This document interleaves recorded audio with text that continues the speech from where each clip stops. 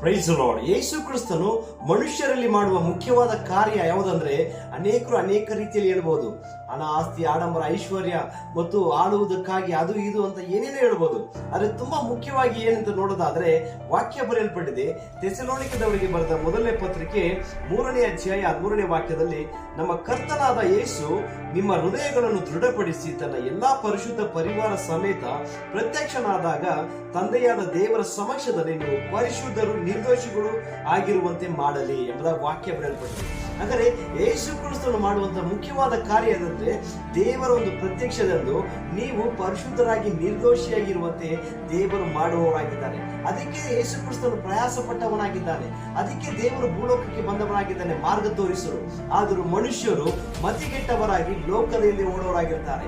ನಮ್ಮನ್ನು ನಾವು ಪರಿಶೋಧಿಸಿಕೊಳ್ಳೋಣ. ಕರ್ತನ ಬರುವಿಕೆಯ ಮುಂಚಿತವಾಗಿ ನಮ್ಮನ್ನು ನಾವು ಸಿದ್ಧ